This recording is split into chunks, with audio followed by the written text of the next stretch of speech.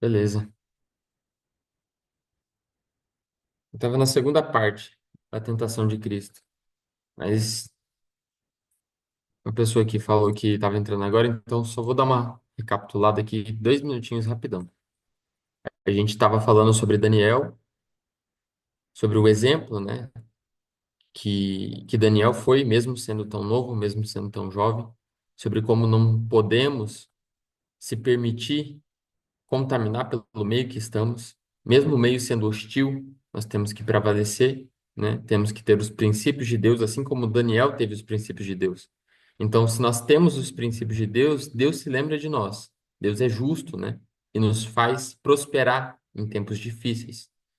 E nós fomos para a tentação de Cristo, onde nós vemos alguns pontos, alguns princípios, né? Alguns ensinamentos que podemos tirar sobre isso. Eita, peraí, que sumiu aqui. Aí. Alguns ensinamentos que podemos tirar sobre isso. E nós falamos do primeiro ponto, que Satanás pergunta, questiona Cristo se ele é filho de Deus e por que que ele está passando fome, se ele é filho de Deus. E Cristo não cede a essa tentação e rebate Satanás, né? Nem só de pão viverá o homem, mas de toda palavra que procede da boca de Deus. Então, a gente não precisa provar que somos filhos de Deus. E passar por momentos difíceis não nos faz menos filhos de Deus. É isso que devemos entender. Na verdade, os momentos difíceis, os momentos ruins, são necessários para podermos amadurecer na caminhada cristã. E Jesus, ele tinha acabado de ser batizado. O batismo de Jesus marcou início no ministério de Cristo. Então, ele acabou de ser batizado, ele acabou de começar o seu ministério. E logo em seguida ele foi levado para o deserto, foi levado para o local onde é tudo escasso, onde as coisas não frutificam. Então nós temos que entender que se queremos começar o ministério, nós temos que passar por momentos difíceis, temos que passar por diversas tribulações, diversas tentações. E isso não vai nos fazer menos filhos de Deus.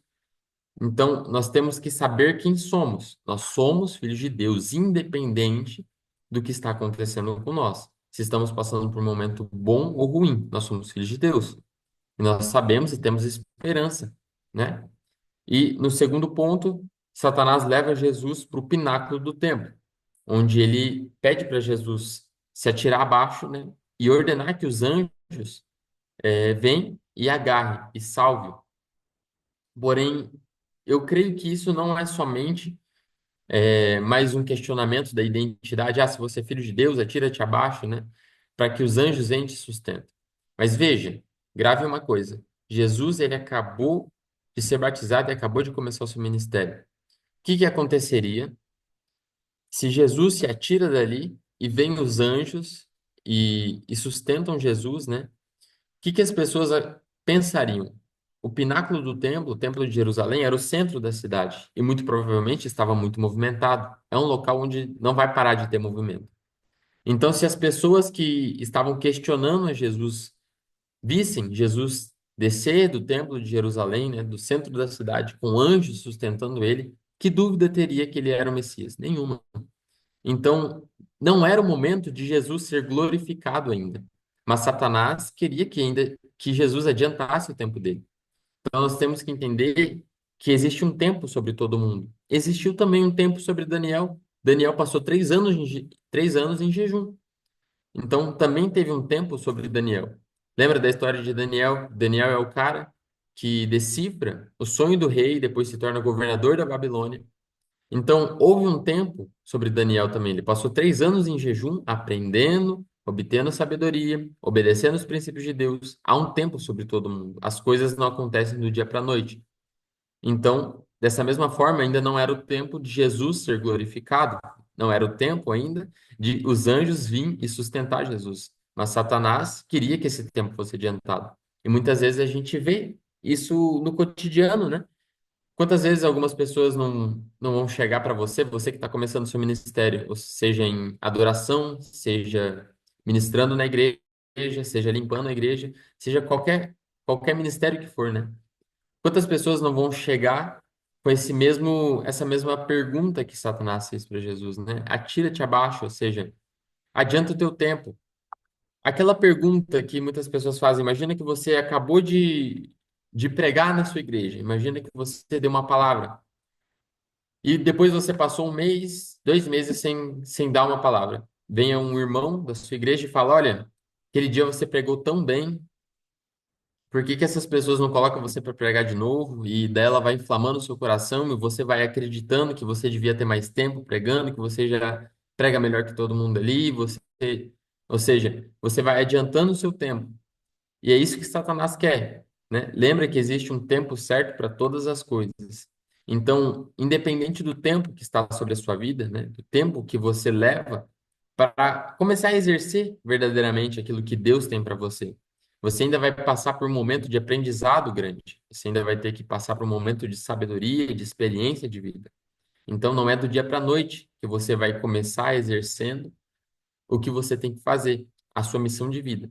Então, lembre-se, primeiro ponto, a identidade. Independente do momento que você passa na sua vida, você tem que se lembrar que você é filho de Deus e que você não está passando, né, por uma situação ruim porque você é menos filho de Deus, porque Deus não gosta de você. Você tem que ter uma identidade definida em Deus, independente do momento que você está. E você tem que saber também que existe um tempo sobre a sua vida, um tempo reservado para cada um e que você vai aprender nesse tempo. Então, seja paciente. Não adianta você adiantar o processo, sendo que você ainda não está maduro, ainda você não está pronto para esse processo. E por último, no versículo 8, levou ainda o diabo a um monte muito alto, mostrou-lhe todos os reinos do mundo e a glória deles, e disse: Tudo isso te darei, se prostrado me adorares. Então Jesus lhe ordenou: Retira de Satanás, porque está escrito: Ao Senhor teu Deus adorarás, e só a ele darás culto. Com isso deixou o diabo, e eis que vieram anjos e o serviram. Por último, Satanás ele sempre tenta os princípios. Veja que Daniel ele triunfou por quê? Porque ele tinha os princípios de Deus gravados no seu coração. Então, Satanás ele chega a Jesus e fala: Se você se prostrar e me adorar, tudo isso é teu. Mostrou todos os reinos do mundo. Mas ele queria que Jesus quebrasse o primeiro mandamento. Qual é o primeiro mandamento? Adorarás somente o Senhor teu Deus. Ou seja, Jesus teria que quebrar, né, o mandamento, trocar de Deus. Então, o que que Satanás estava falando? Quebra os teus princípios, né? Me adore e tudo isso é teu.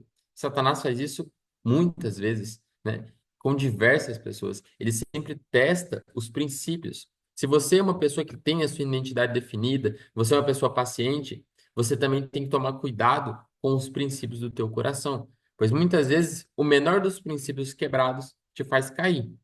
Então, Satanás, por último, ele sempre vai intentar contra os princípios de Deus no teu coração. Então, lembre-se, os princípios de Deus são inegociáveis. Guarde, lembra que Jesus fala, né? Guarde os mandamentos. Então, os princípios de Deus são inegociáveis na vida de um cristão, na vida daquele que quer levar o ministério adiante. Então, é esses 3 pontos que deve ser considerado um ensinamento para as pessoas que querem começar um ministério. E eu vejo como isso para as pessoas que querem avançar, porque você precisa de uma identidade definida. Você tem que ser paciente sobre o tempo que está sobre você e você tem que guardar os princípios de Deus sobre você. Amém? Eu não vou alongar muito o tempo. Jonathan, tem algo para falar? Quer falar alguma coisa?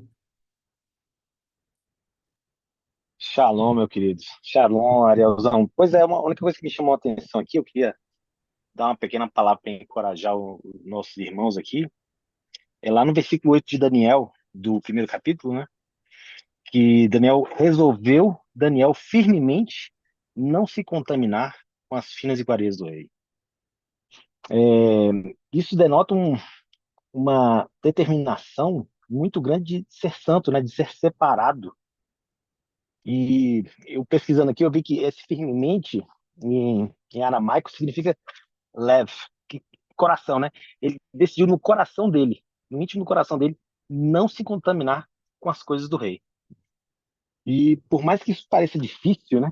É uma coisa que ele fez para a vida toda. Não, não só foi nesses 10 dias, né?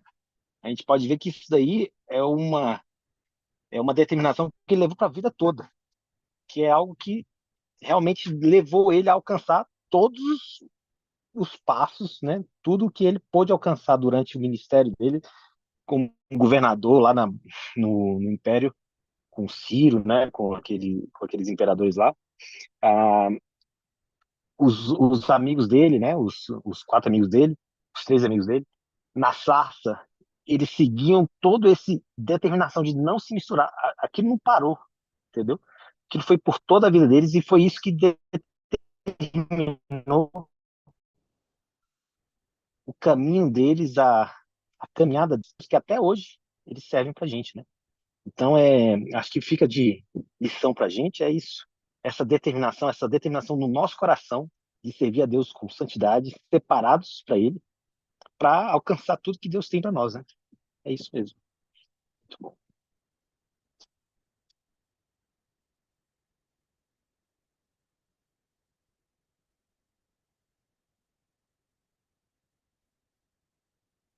Você vai encerrar agora, meu querido?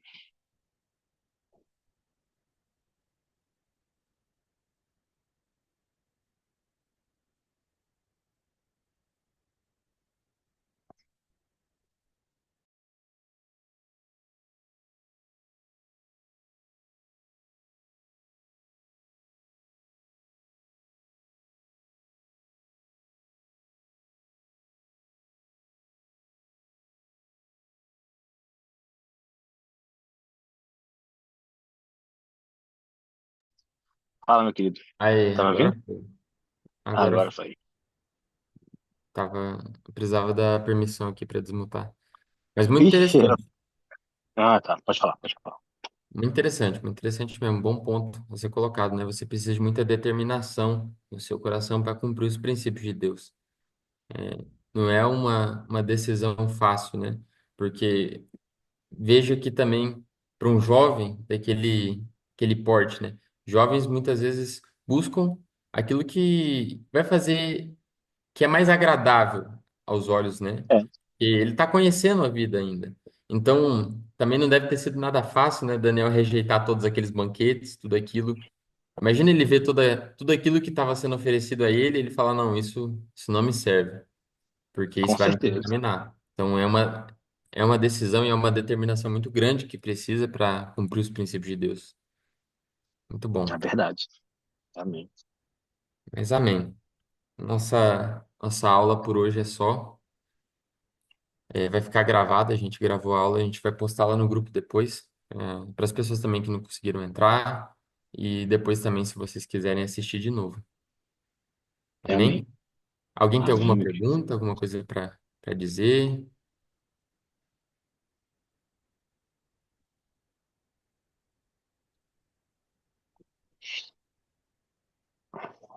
Amém? Amém. Creio que não. Então a próxima aula vai ficar pro dia 20, né? Isso. No dia 20 a Perfeito. gente se encontra aqui nesse mesmo horário. Combinado, meu querido. Amém? Que Deus abençoe vocês. Uma ótima noite e semana para todos. Amém. Shalom Shalom. para todos.